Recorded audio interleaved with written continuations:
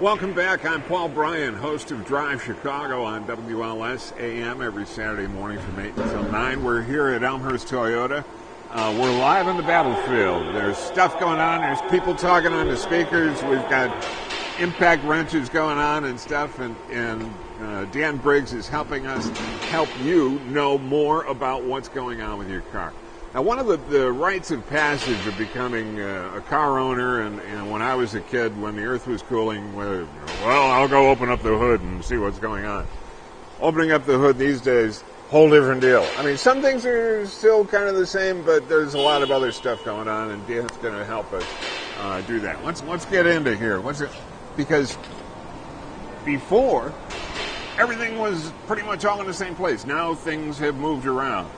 Correct. Nowadays you've got front-wheel drive vehicles, a little bit different configurations of the engines, hybrids.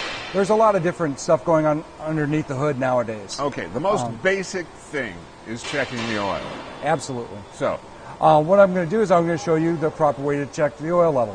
What you want to do is you want to make sure that the oil level is checked while the engine is warm at operating temperature, and just after the engine's been shut off, sitting for about a minute and a half. The oil dipstick is located generally in the front of the vehicle here. And are they generally yellow? Depends on the manufacturer. Okay. Different manufacturers are going to have different oil dipstick configurations. Okay. The Toyota products are shaped in an O for oil, and they are yellow. So, that being said, we're going to check the oil level here for you. We're going to wipe off the dipstick. Make sure it's nice and clean. Put it back in. That's set. Pull it back out again. And the oil level should be set right between the two dots. That's your minimum.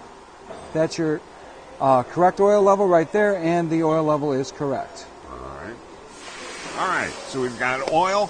What else can people do diagnostically under the hood themselves? Well, what you want to do is you want to check the fluid levels on the vehicle. Okay. It's pretty simple to check.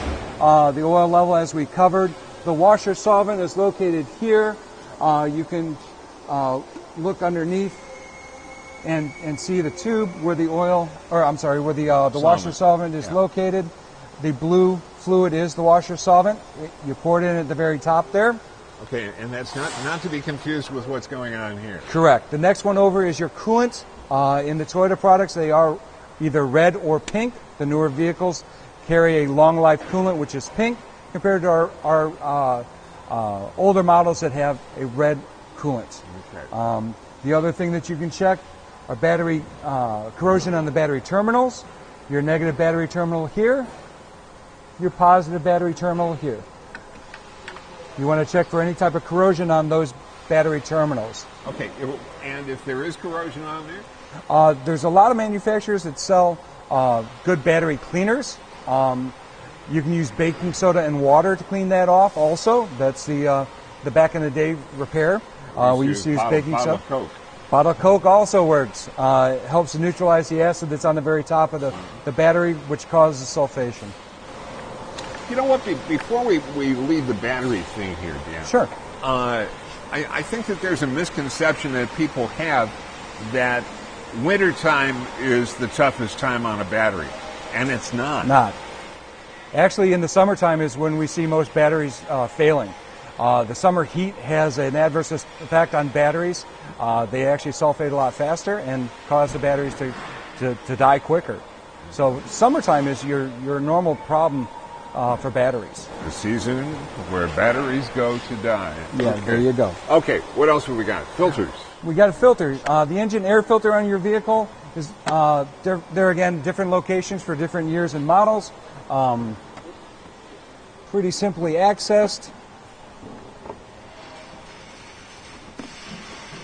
And there's your engine air filter. Okay. Yeah, okay, that's pretty much what's going on here. Let's roll in this card over here. Alrighty. And we'll do this because I think it's really important for people to see what's going on if you don't take care of this. There you go. You know what I always talk to you about, getting your filters done and getting your oil done and how important it is. And you go, oh, how important could that be, Paul? It's really important. because this is like the 30-year smoker This is how your engine breathes. Your air filter is how it's supposed to look. And this is one that definitely needed to be replaced. We actually keep this one for demonstration purposes.